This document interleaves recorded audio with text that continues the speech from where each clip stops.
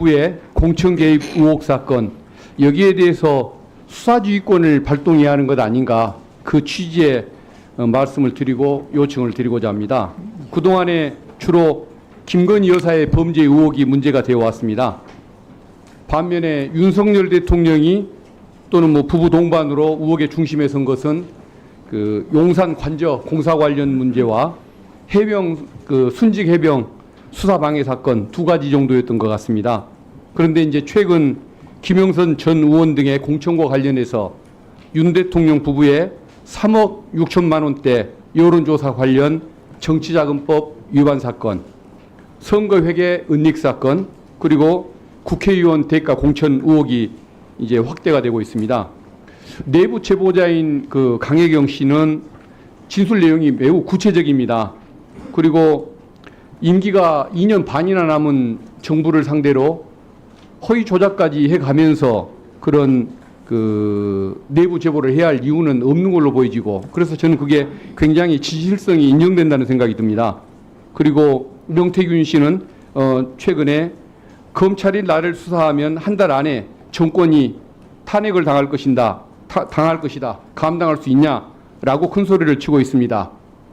그런데도 대통령실에서는 입장이 없다라고 얘기를 합니다.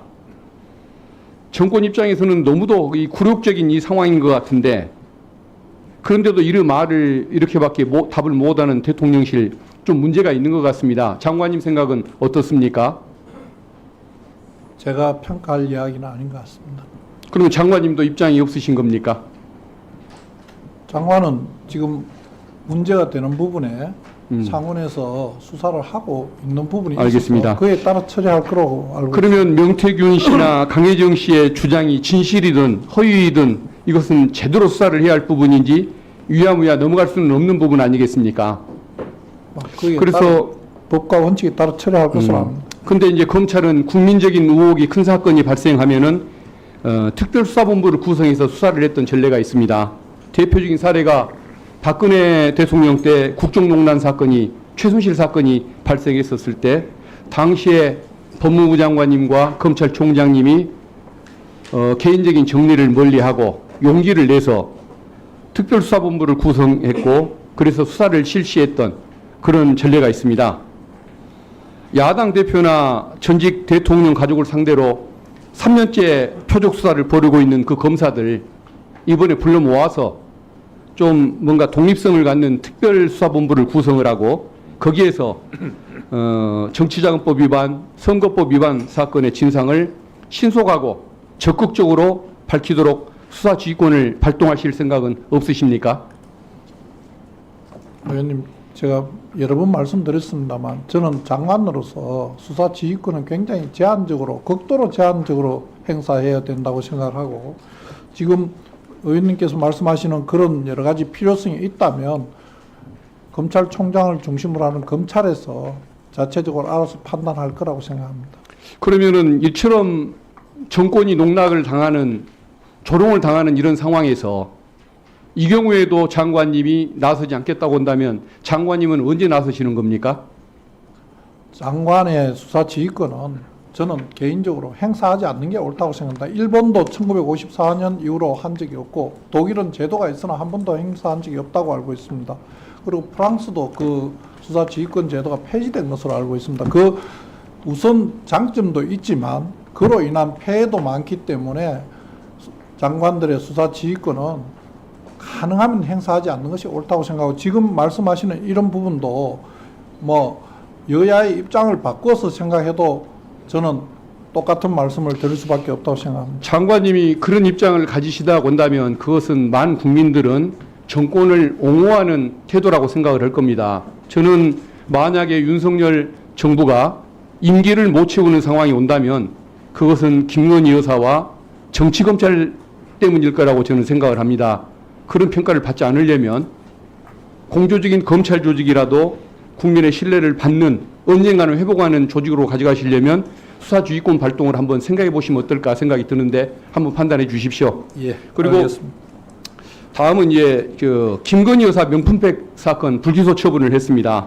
예. 최재형 목사가 본인을 기소해달라고까지 주장을 하고, 수심위가 기소 공고를 의결했음에도 불구하고 불기소 처분을 내리는 아주 희한한 상황이 생겼습니다.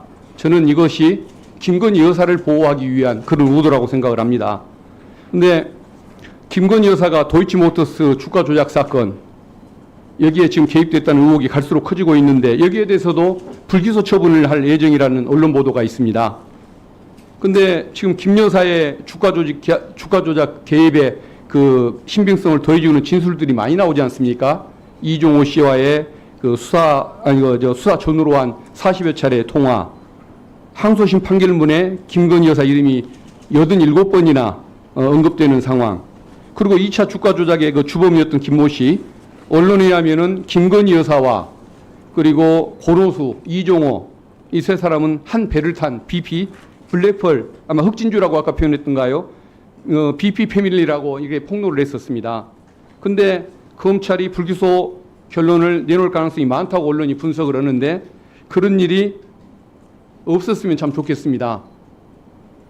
어떨까요? 드려도 되겠습니까? 제가 예, 지금 뭐 구체적으로 사건 내용을 보고받지는 않습니다. 아까 말씀드린 이유와 똑같이 총장의 수사 지휘권이 배제되어 있는 상황이기 때문에 그렇습니다.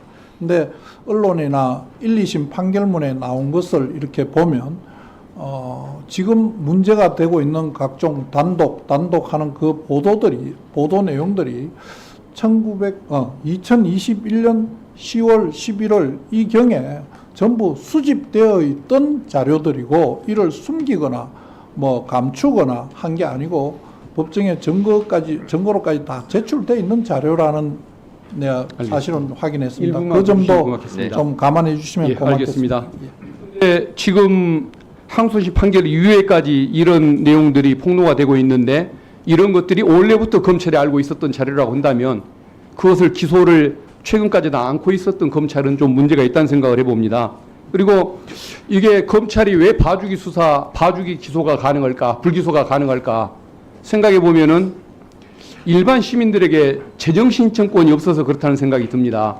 그러니까 고소인들, 직접 피해 당사자만 재정신청권이 있고 시민들에게, 시민단체에게는 즉 고발인의 입장에 있는 사람들에게는 재정신청권이 주어지지 않아서 이런 문제가 생긴다는 생각이 드는데 이런 문제를 해결하기 위해서 그 고발인들에게도 재정신청권을 확대해가지고 검찰의 기소독점주의 원칙을 깨는 그 제도를 좀 확대하면 어떨까 이 생각을 했는데 장관님 의견 좀 밝혀주십시오. 위원님께서 말씀하시는 고발인들의 권한을 좀 확대해야 된다는 부분에 일리 있는 부분이 있다고 생각합니다. 그렇지만은 수사권 조정으로 그 경찰에서 불기소 처분을 한 사건에 대해서 고발인들의 권한이 사실 없습니다.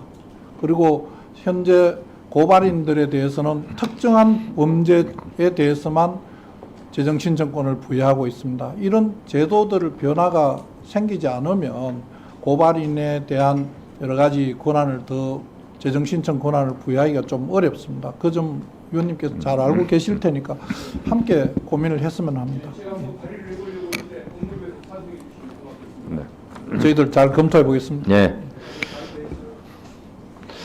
네, 장관님. 예. 지금 매우 중요하고도 약간 충격적인 증언을 하셨어요. 매우 중요하고 저로서는 충격적인 증언이라 아니할 수 없는데